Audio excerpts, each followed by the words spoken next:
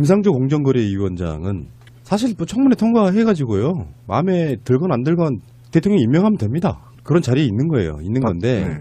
김상조는 경제개혁의 재벌 계획에 있어서 상징적인 인물이거든요.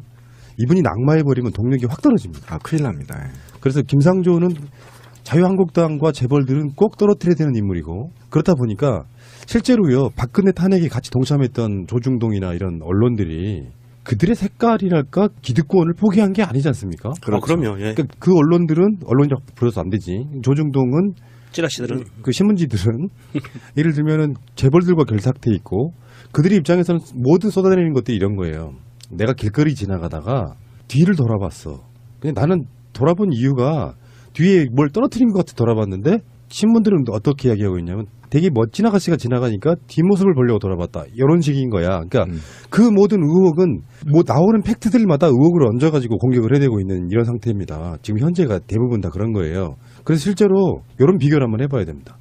박근혜나 이명박 정부 때 나왔던 후보자들은 대충으로 보면은 이장전이면 정말 껌이었고 그중에 가장 하위 수준의 것들이었고 그것도 부동산 투기 목적의 것들이었고 그 위에 뭐 세금 탈루라든지 논문 표절이라든지 그런 등등의 것들이 훨씬 더 많이 있었기 때문에 근데 이런 게 있어요. 언론이 갖고 있는 정말 못된 풍토랄까 습성은 뭐냐면은 어차피 그 사람의 의혹은 있잖아요. 오히려 당시에는 위장전입은 큰 이슈도 안 될 정도로 더 큰 어마어마한 죄가 있었어. 그래서 이 후보자에 대해서 언론들이 10개 정도의 의혹을 쏟아내요. 근데 현재는 위장전입이 가장 큰 죄처럼 보이는 그것도 특이성도 없는 이 위장전입을 제일 중요한 범죄로 놓고 나머지 그냥 일반인도 실드를 칠 수 있는 정도의 것들도 다 의혹으로 놓고 그런 식의 비교를 하고 있기 때문에 우리가 보면은 이제 지금 방송 들으시는 청취자분들도 정말 김상조나 강경화가 의혹이 많나 보다라고 인식시키기 딱 좋은 그러니까 지금 새누리당이나 이런 쪽에서는 뭐 위안부 문제가 걸려있는 강경화 외교장관 후보나 재벌들이 싫어하는 김상조 공정거래위원장 이분이나 낙마시키고 싶어 죽겠으니까 지금 이 상태에서는 그런 식으로 이제 이낙연 총리 후보자에 대해서 한번 대판 싸워놓고 둘 중에 하나는 최소한 양보하겠지 하는 그 스탠스로 가고 있는 것 같다 이런 거죠. 그렇죠. 저도 그렇게 봅니다. 김상조 공정거래위원회 내정자는 우리나라 재벌개혁 경제 구조를 바꿔 나갈 수 있는 적임자이고 그다음에 자유한국당이 사실은 대기업이나 부패 세력 또는 독재 세력 또는 폐륜 세력들 또는 암흑 세력 그다음에 언론 재벌들을 대변하는 당이잖아요. 그리고 이것들이 유사한 정당들이 국민의당, 바른정당, 새누리당이 있는 거죠. 이들이 제가 볼 때는 아까 권 PD가 얘기를 잘했는데 이낙연으로 한번 데미지를 주고요. 그다음에 강경화와 김상조를 놓고 아마 저울질을 하게 되고 이것을 김상조를 떨어뜨리는 방식으로 아마 가게 될 겁니다. 그 이유는 이게 지금 부패 세력들이 포기할 수 없는 게 재벌개혁이거든요. 이 재벌개혁에 칼날을 들이댈 최적의 적임자 김상조를 떨어뜨리는 게 이들의 미션인 겁니다. 이 미션을 수행하기 위해서 엄청나게 모략이 난무할 것이고 그다음에 이 모략을 통해서 강경화를 통과시키고 김상조를 떨어뜨리는 방식의 양자택일의 가능성이 굉장히 있다. 그러면 이쯤에서 지금 SNS에서 김상조 후보에 대해서 언론들처럼 하는 거 말고 진실을 이야기하는 여러 가지 글들이 올라오고 있는데요. 소개 좀 해주세요. 네, 김상조 부인의 이력 가지고 지금 얘기가 많은데요. 사실 이분이 어떻게 보면 정말 경력 단절녀의 표본을 보여주시고 있는 그런 거예요. 왜냐하면 이대 사범대 81학번이세요. 그리고 사범대를 나왔으니까 정교사 자격증도 가지고 계시고 교사를 11년 하셨고 미국 거주 2년, 영국 거주 2년, 그리고 토익 900. 거기에다가 각종 무슨 연대에서 태솔 과정도 다 받으셨고 지금 아예 이력서가 오픈이 되어 있는 게 돌아다니고 있어요. 그걸 보면은 이분이 지금 나이가 50인데 이 정도의 스펙을 가지고 있는 사람이 흔하지 않거든요. 그런데 이분이 연봉 2,500의 비정규직 방과 후 교사를 했다는 걸로 지금 특혜라고 하고 있는 거예요. 특혜라고 하고 있어요. 근데 이게 어떻게 생각하면 지금 우리의 미래라고 생각을 하면 내가 그래도 대한민국에서 웬만한 대학교를 나오고 영어도 할 줄 알고 교사 자격증도 있고 한데 나이 50에 연봉 2,500 받는 거 가지고 내 지금까지 이걸 가지고 지금 남편이 장관이 되네 만에 뭐 그러니까 이런 분이 강남에 학원 가면요 억대 연봉이에요. 그러니까 그 SNS에 정말 너무 공감 갔던 한 줄이 그거였습니다. 대체 방과 후 교사를 얼마나 엄청난 스펙이 필요한 직업으로 보는 거냐 이런 거고요. 또 그러니까 이런 작은 연봉에 5년째 갱신한 게 특혜야 씨발.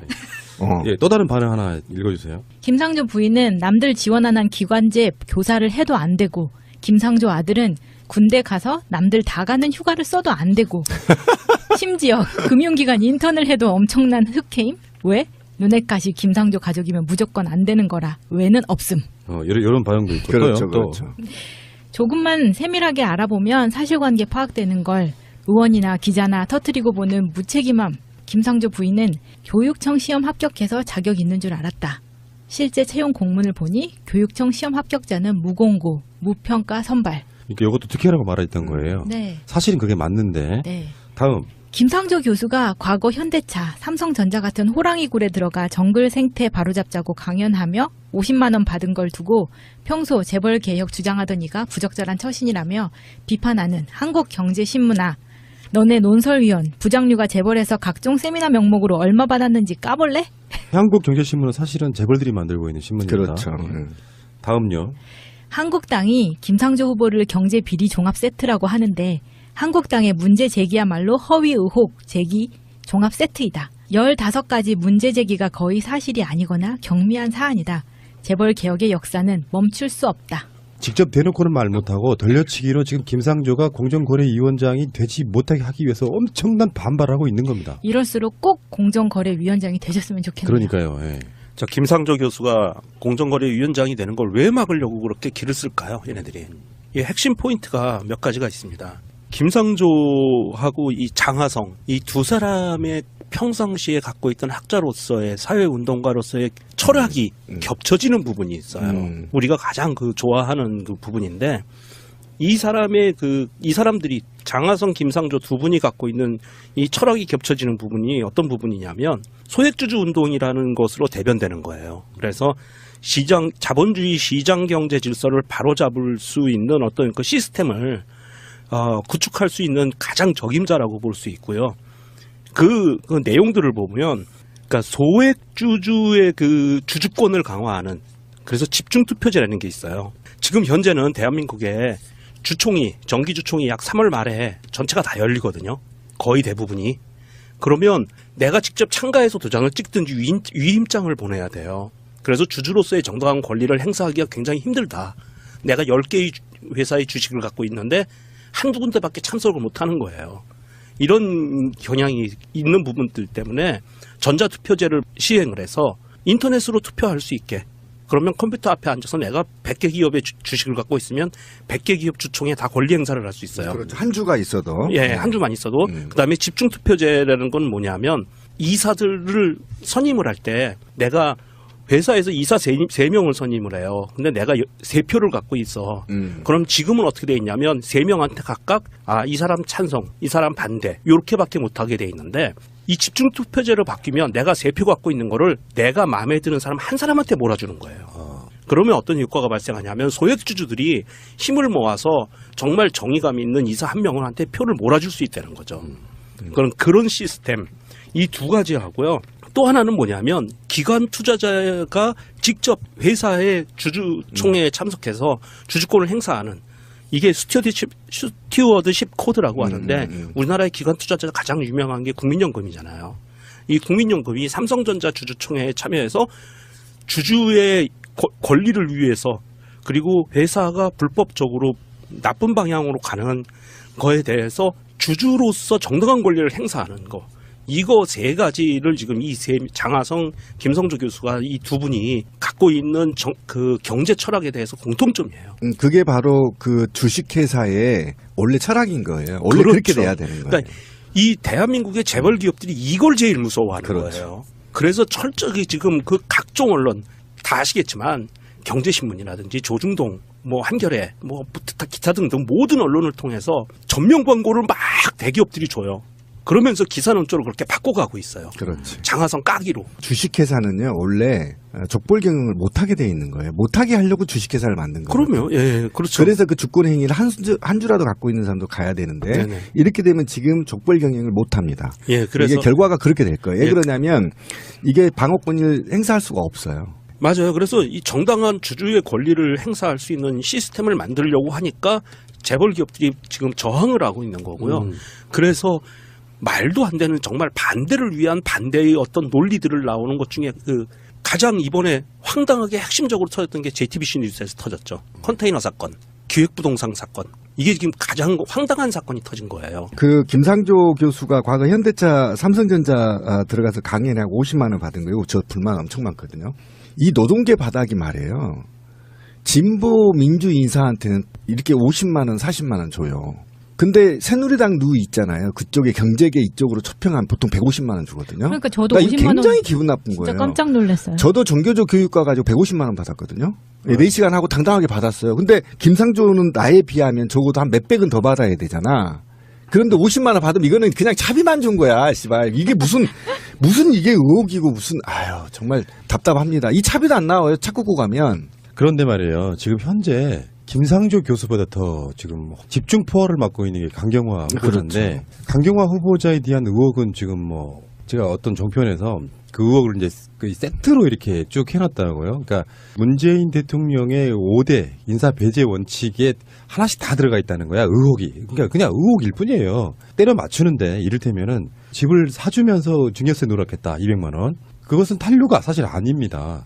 연체한 거죠. 왜냐면 어차피 내야 되는 돈이에요. 누락은 뭐냐면은 교묘한 방법으로 아예 법적으로 안 내게끔 만들어주는 거예요. 그러니까 어차피 그게 남아있는 상태에서 주로 해외에 있었기 때문에 거기에 대해서는 연체가 되고 있던 거를 냈어요. 그런 문제는 수도 없이 많아요. 이명박이 건강보험 그 부자가 10,000원씩 냈던 뭐 그런 것들이 사실은 진짜로 지탄받아야 될 일인 거고요. 그러니까 그 세트에 거기다가 하나씩 집어넣어가지고 만들어 놓고 쉴드 치는 거 보니까 어떤 식이냐면은 일단 채널A 같은 방송은 5대 인사 배제 원칙에 딱 하나씩 이러이러한 의혹이 있다고 제시를 합니다.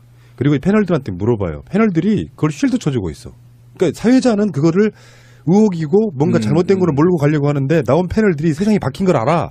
그래가지고 요거는 먹고 사야 되니까. 요것도 의혹이라면 의혹일 수 있겠네요 정도로 넘어가는 거예요. 그러니까 우리 마음속으로 이런 프레임도 안 돼요. 뭐 자유한국당이 이낙연은 이제 뭐 통과됐다고 치더라도 김상조와 강경화는 둘 중에 하나를 낙마시킬 것이다라는 프레임이 쫙 번지잖아요. 그러면 둘 중에 하나 또는 둘 다 낙마가 되면 그럴 줄 알고 우리가 반발이 없어지는 거예요. 그러지 말고 나는 정말 지키고 싶은 두 사람이라고 생각하면요. 말도 안 되는 것들에 대한 쉴드는 저는 쳐야 된다고 보고 이게 어용방송 생활에 해야 될 일이라고 생각합니다. 컨테이너 이야기를 잠깐만 해볼게요. 그 이일병 교수가 지금 강경화 후보자의 남편이시죠? 예. 그 컨테이너 이야기 좀 우리 팩트 폭격기 병정님이 좀 말씀 좀 해주십시오. JTBC 뉴스에서 이게 발단이 됐는데요. JTBC 뉴스에서는 이 컨테이너를 쌓아서 만들어 놓은 농가 주택이죠. 이 주택을 기획부동산을 매입을 한 거다. 부동산 투기다라고 뉴스를 내보내면서 취재를 안 했어요.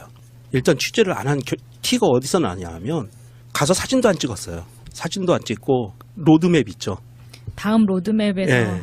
그 이미지를 캡처해가지고 기자 새끼가 이거 말도 안 되는 거. 그거를 요즘에 붙인 명칭이 노룩 취재예요.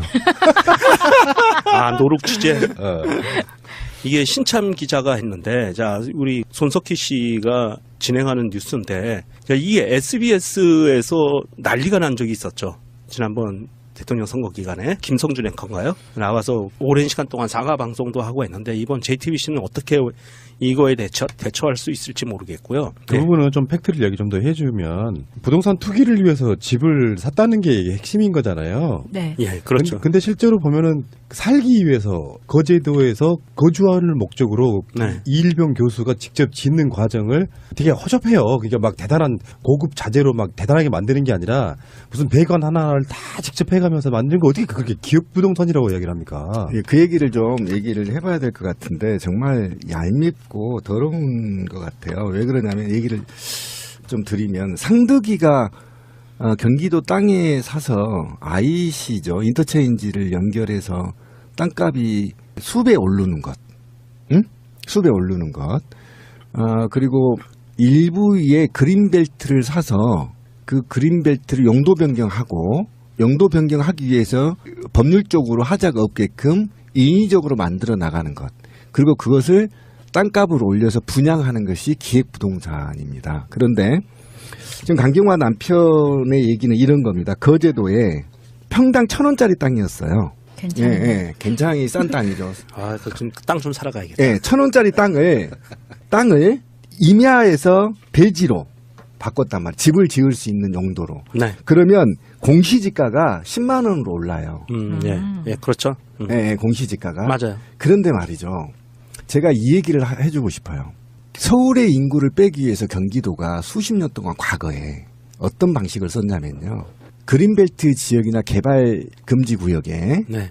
5년인가요? 4년인가에 컨테이너 박스나 그 다음에 그 비닐하우스가 있으면 5년 후에 임대로 전환해주는 정책이 있었어요. 그게 뭐냐면 대지로. 예, 대지로. 그래서 과밀 서울 인구를 경기도로 옮기기 위한 방식이었어요. 그래서 서울 군교 은평이나 이런 데 경기도 서울 군교 마지막 땅이 건물들이 지금 들어선 이유가 20년 전에 그 정책을 했기 때문입니다. 아하. 저희 고향은요. 평당 1,000원, 2,000원짜리가 있어요. 그런데 임목도가 70%, 80%가 아닌 60% 네, 네. 이하인 임야나 그린벨트에 대지로 변경할게요. 어서 오세요 해줄게 해요. 왜 그런지 아세요? 인구수 늘리려고. 아니요. 세수 늘리기. 세수 늘리려고. 그렇죠, 그렇죠. 그 지자체하고 서울 군계하고 완전히 달라요. 뉘앙스가. 이건 기획부동산이 아니에요. 그러니까 나무가 보호목이나 잡목들은 상관없어요. 잡목들에서 대지로 바꿔줄게. 얼른 바꿔줄게. 1,000원짜리 세금 받는 데 있잖아요. 10만 원이면 지자체는 재정자립도가 9%, 7% 거제도가 거기서 서울에 있는 사람이 내려가서 살 테니까 대지로 바꿔주면 어디서 바꿔줄게. 세금이 10배 이상 차이 나요. 그럼 지자체 세금 늘어나잖아. 돈도 없는데. 예스입니다. 예스. 이건 기획부동산이 아니라고. 자, 이게 우리 기획부동산이라고 뉴스 난 거를 좀 꼼꼼히 따져봐야 되는데, 이 컨테이너 하우스에 두 가지 이슈가 걸려 있는 거예요. 하나는 기획부동산으로 인한 부동산 투기, 그리고 결과적으로 나오는 증여세 누락, 증여세 납부됐죠. 이 두 가지 건이 걸리는데, 연체 해결한 거예요. 예, 연체 해결. 그렇지. 연체 납부. 첫 번째, 부동산 투기가 말이 안 되는 이유. 이건 뭐냐면, 자, 우리 기획부동산이라서 땅을 필지를 나눠서 분양을 합니다. 그러면 필지를 나누면 대지로 되면 이미 땅값이 올라가잖아요. 그러나 사는 사람은 그거를 수도권이라면 이게 가격 폭등을 하기 위한 목적으로 그렇죠. 사면 이게 투기예요. 아니 근데 서울 군교는요 대지로 전화를 안 해줘요. 잘 가격이 됐다 엄청나게 그러면 차니까. 뭐 저기 뭐 용인이라든지 이런 쪽 그렇죠. 가면 이제 하잖아요. 자, 그런데 지금 거제도에는 이 이일병 교수가 한 이 집은요 분할해서 샀는데 이게 살 때 대지가 아니었어요. 요거 잘 보셔야 돼요. 대지가 아닌 상태에서 사서 여기다 대지로 변경을 합니다. 본인이. 그렇죠. 네. 그리고 집을 줘요. 컨테이너 하우스를 놔요. 자, 그러면 어떻게 되냐면 땅값을 자기가 비싸게 내서 세금을 많이 내는 거예요. 그래 맞아요. 예, 그걸 굳이 할 필요가 없는데도 불구하고 그렇게 밟아갔다. 그래서 세금을 이일병 교수가 직접 냈다. 높은 세금을. 그러면서 이걸 두 딸 명의로다가 나중에 바꾼 걸로 보여요. 그러면서 여기서 이 시간 타임에 타임을 잘못 잡아서 증여세가 누락이 됐었던, 그러니까 누락이 아니죠. 증여세를 연체 납부했었던 이런 것들이 걸리는 것 같고요. 그러니까 JTBC 뉴스에서 이거를 취재를 하면서 본인들이 취재한 뉴스에서도 자기들이 논리모순이 나와요. 이게 기획부동산이고 부동산 투기라고 하면서 내용들을 자세히 뜯어보면 논리적으로 자기들이 스스로 자기들 뉴스를 논리를 해치는 이런 뉴스를 만들어내버렸다는 거죠. 이게 반대를 반대라고 이야기하는 이유가요. 일상에서 이런 경우는 흔히 있는 일이잖아요. 막 의도적으로 이 양반이 우선 뭐 유엔에 있으면서는 또 누구 시켜가지고 막 전국에 땅 벌어 다니고 그걸로 부동산 투기하고 그래서 일부러 막 차명으로 했는데 경그레 또 딸이야. 거기서 세금 200만 원 피하려고. 그러니까 그런 게 아니잖아요. 나도 꿈이 그거거든요. 저도 그래요. 고향에 내려가는데 내가 그게 뭐 나는 컨테이너는 굉장히 좀 진보적 오픈 마인드를 갖고 있는 사람들이 있을 수 있는 집 모양의 형태라고 생각해요. 멋있게 짓는 것도 있지만 컨테이너 박스를 이렇게 잘 만들어가지고 굉장히 예술적인 느낌도 좀 있거든요. 그 외향 자체가 내가 아파트 하나 갖고 있는 거 말고 어디 고향에 제2거주지 개념으로 뭐 노후를 보내려고 하는 그런 집 하나 사드렸는데 그것도 컨테이너 박스인데 기획부동산이야. 아니 뭐 이런 식으로 몰고 가면 안 되는 거고요. 그러니까 지금 강경화 후보자에 대해서 나오는 건들은 대부분 보면 일상의 보통 사람들도 할 수 있는 의혹들을 다 의혹이라고 부풀려가지고 막 짜 맞추다 보니까 5대 인사 배제 원칙에 하나씩 다 들어있다고 막 보도를 하고 있는 거예요. 근데 네. 막상 비판하려고 보니까 패널들이 비판할 게 없어요. 사실 그런 거란 말이에요. 그러니까 언론들도 이거를 검증을 해서 직접 현장에 가보고 취재 후에 해야 되는데 이게 지금 여론몰이에 휩쓸려서 언론들도 하는 것이 그러니까 국민들이 예전하고 좀 달라졌죠. 예전에는 이 정도 키워드 뽑으면 똑같은 그렇지. 놈들이구나 이렇게 그렇지. 하지만 지금 이렇게 디테일하게 오히려 트위터나 페이스북 보면요. 기자들보다 더 상세히 현장을 취재해서 올려요. 시대가 네, 맞아요. 바뀌었어요. 바뀌었어요. 그런 게 여론몰이 안 됩니다. 그래서 JTBC 로드뷰 항의 방문도 이어지고 있죠. 그런 비유하기 예, 우리가 이 컨테이너 하우스를 짓는 건 두 가지가 있는데요. 농가주택으로 많이 짓죠, 시골에서. 두 가지입니다. 하나는 적법이 아니다. 한 가지 방법은 건축 허가를 내고 짓는 방법이 있고요. 또 하나는 신고만 하면 되는 경우가 있어요. 1년짜리 신고를 계속 연장하는 겁니다. 예, 그래서 이 컨테이너 하우스는 신고만으로도 이게 가능한 거예요. 1년짜리입니다. 예, 그래서 이거를 건축 허가를 낼 수도 있어요, 당연히.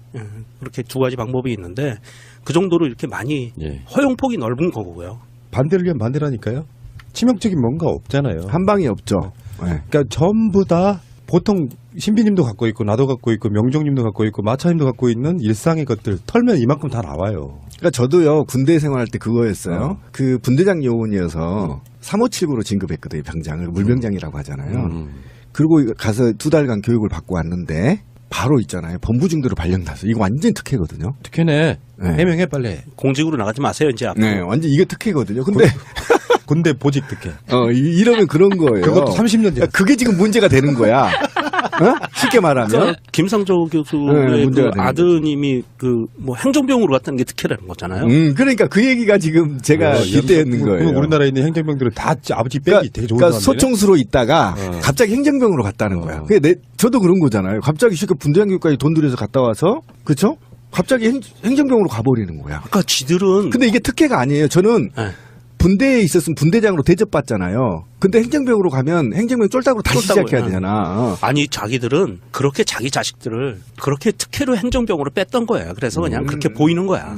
이 언론이라는 게 이제 좋게 쓰이면 좋은 공기가 되는데요. 나쁘게 쓰이면 어떤 게 있냐면 그 무분별한 어떤 특정 경쟁 같은 것들이 이런 현상을 나올 수 있습니다. 명정님이 새가 나른다 나오시면서 이혼하셨어요. 근데 이분이 공식에 나가면 어떻게 되냐면은 유명종 새가 나른다 푸른 나무 PD와 모종의 관계 의혹 이혼까지 해. 그렇게 되면 이제 그 호모로 이제 되는 거죠. 아, 동성애구나. 팩트를 말씀드릴게요. 하지마 듣고 싶지 않아. 푸른 나무와의 모종의 관계가 돼서 이혼을 한 게 아니고요.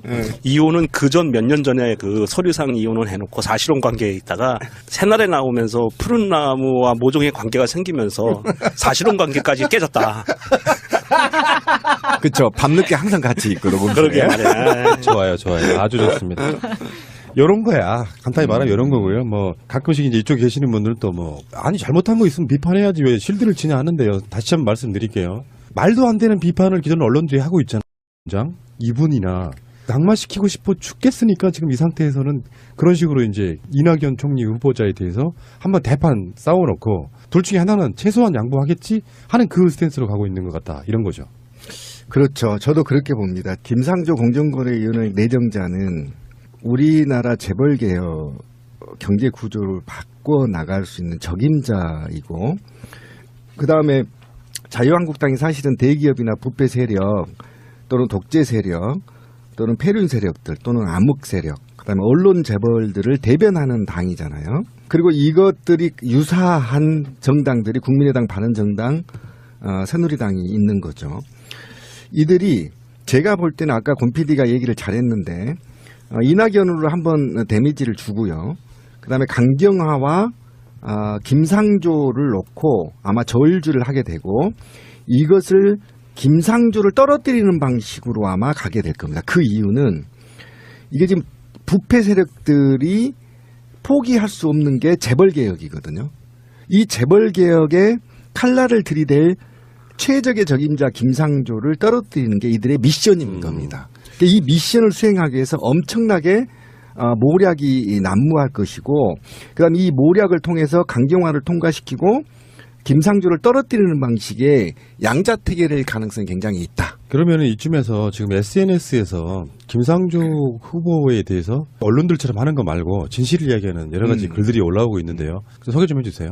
네, 김상조 부인의 이력 가지고 지금 얘기가 많은데요. 사실 이분이 어떻게 보면 정말 경력 단절녀의 표본을 보여주시고 있는 그런 거예요. 왜냐하면 이대 사범대 81학번이세요. 그리고 사범대를 나왔으니까 정교사 자격증도 가지고 계시고 교사를 11년 하셨고 미국 거주 2년, 영국 거주 2년, 그리고 토익 900. 거기에다가 각종 무슨 김상조 공정거래위원장은 사실 뭐 청문회 통과해가지고요. 마음에 들건 안 들건 대통령이 임명하면 됩니다. 그런 자리에 있는 거예요. 있는 건데 네. 김상조는 경제개혁의 재벌 계획에 있어서 상징적인 인물이거든요. 이분이 낙마해버리면 동력이 확 떨어집니다. 큰일 납니다.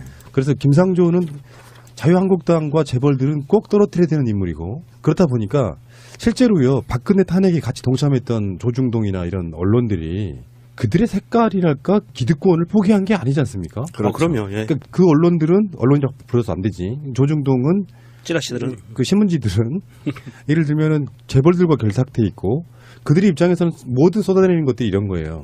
내가 길거리 지나가다가 뒤를 돌아봤어. 근데 나는 돌아본 이유가 뒤에 뭘 떨어뜨린 것 같아 돌아봤는데, 신문들은 어떻게 이야기하고 있냐면 되게 멋진 아가씨가 지나가니까 뒷모습을 보려고 돌아봤다. 이런 식인 거야. 그러니까 그 모든 의혹은 뭐 나오는 팩트들마다 의혹을 얹어가지고 공격을 해대고 있는 이런 상태입니다. 지금 현재가 대부분 다 그런 거예요. 그래서 실제로 이런 비교를 한번 해봐야 됩니다.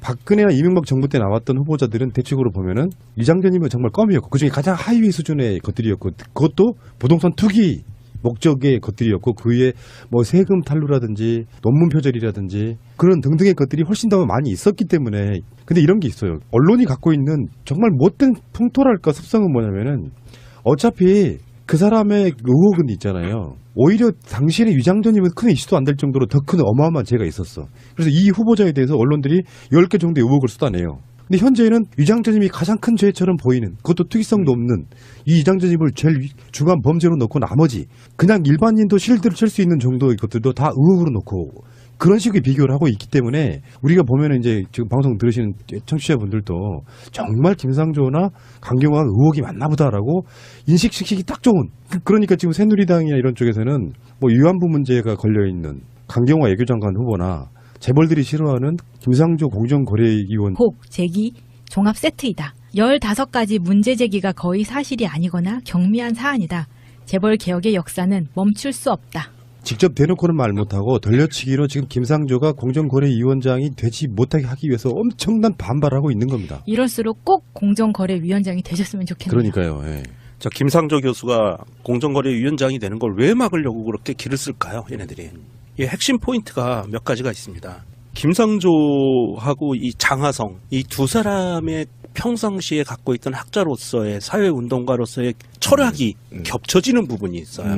우리가 가장 좋아하는 그 부분인데, 이 사람들이 장하성, 김상조 두 분이 갖고 있는 이 철학이 겹쳐지는 부분이 어떤 부분이냐면 소액주주 운동이라는 것으로 대변되는 거예요. 그래서 자본주의 시장 경제 질서를 바로잡을 수 있는 어떤 그 시스템을 구축할 수 있는 가장 적임자라고 볼 수 있고요.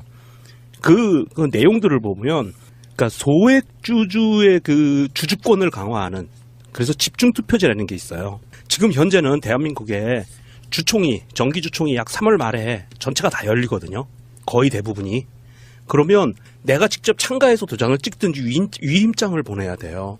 그래서 주주로서의 정당한 권리를 행사하기가 굉장히 힘들다. 내가 10개의 회사의 주식을 갖고 있는데 한두 군데밖에 참석을 못하는 거예요. 이런 경향이 있는 부분들 때문에 전자투표제를 시행을 해서 인터넷으로 투표할 수 있게, 그러면 컴퓨터 앞에 앉아서 내가 100개 기업의 주식을 갖고 있으면 100개 기업 주총에 다 권리 행사를 할 수 있어요. 그렇죠. 한 주가 있어도. 예, 한 주만 있어도. 그다음에 집중투표제라는 건 뭐냐면, 이사들을 선임을 할 때 내가 회사에서 이사 3명을 선임을 해요. 근데 내가 3표를 갖고 있어. 그럼 지금은 어떻게 돼 있냐면 3명한테 각각 이 사람 찬성, 이 사람 반대 이렇게밖에 못하게 돼 있는데 이 집중투표제로 바뀌면 내가 3표 갖고 있는 거를 내가 마음에 드는 사람 한 사람한테 몰아주는 거예요.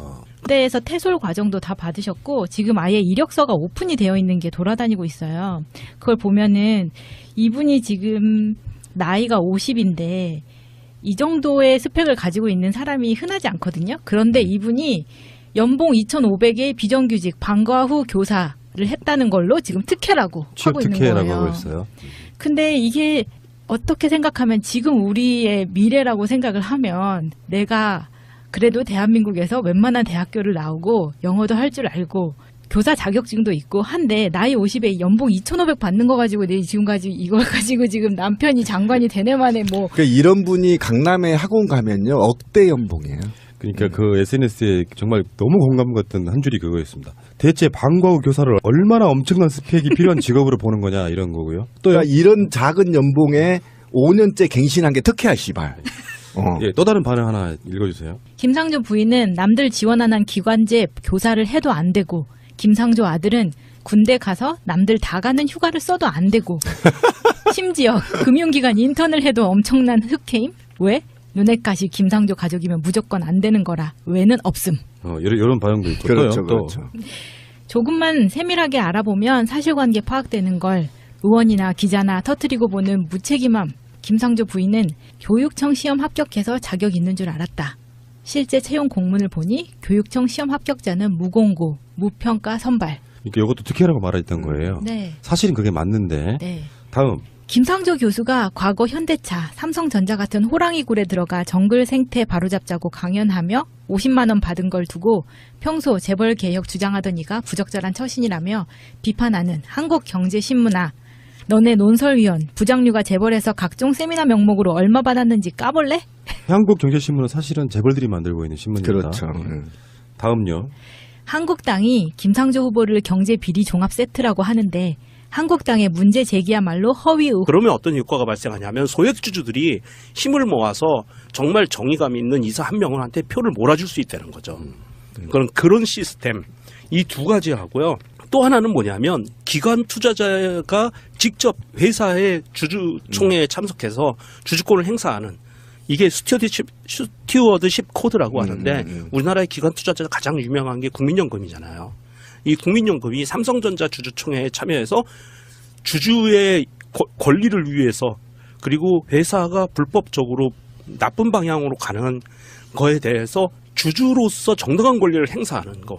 이거 세 가지를 지금 장하성, 김성조 교수가 이 두 분이 갖고 있는 그 경제 철학에 대해서 공통점이에요. 그게 바로 그 주식회사의 원래 철학인 거예요. 원래 그렇죠. 그렇게 돼야 되는 거예요. 그러니까 이 대한민국의 재벌 기업들이 이걸 제일 무서워하는 그렇죠. 거예요. 그래서 철저히 지금 그 각종 언론 다 아시겠지만 경제신문이라든지 조중동, 뭐 한겨레, 뭐 기타 등등 모든 언론을 통해서 전면 광고를 막 대기업들이 줘요. 그러면서 기사 논조를 그렇게 바꿔가고 있어요. 그렇지. 장하성 까기로. 주식회사는요 원래 족벌 경영을 못하게 돼 있는 거예요. 못하게 하려고 주식회사를 만든 거예요. 그럼요. 예, 그렇죠. 그래서 그 주권 행위를 한 주라도 갖고 있는 사람도 가야 되는데 네네. 이렇게 되면 지금 족벌 경영을 못합니다. 예, 그래서 이게 결과가 그렇게 될 거예요. 왜 예. 그러냐면 이게 방어권을 행사할 수가 없어요. 맞아요. 그래서 이 정당한 주주의 권리를 행사할 수 있는 시스템을 만들려고 하니까 재벌 기업들이 지금 저항을 하고 있는 거고요. 그래서 말도 안 되는 정말 반대를 위한 반대의 어떤 논리들을 나오는 것 중에 그 가장 이번에 황당하게 핵심적으로 터졌던 게 JTBC 뉴스에서 터졌죠. 컨테이너 사건, 기획부동산 사건. 이게 지금 가장 황당한 사건이 터진 거예요. 그 김상조 교수가 과거 현대차 삼성전자 들어가서 강연하고 50만 원 받은 거예요. 저 불만 엄청 많거든요. 이 노동계 바닥이 말이에요. 진보 민주 인사한테는 이렇게 50만 원, 40만 원 줘요. 근데 새누리당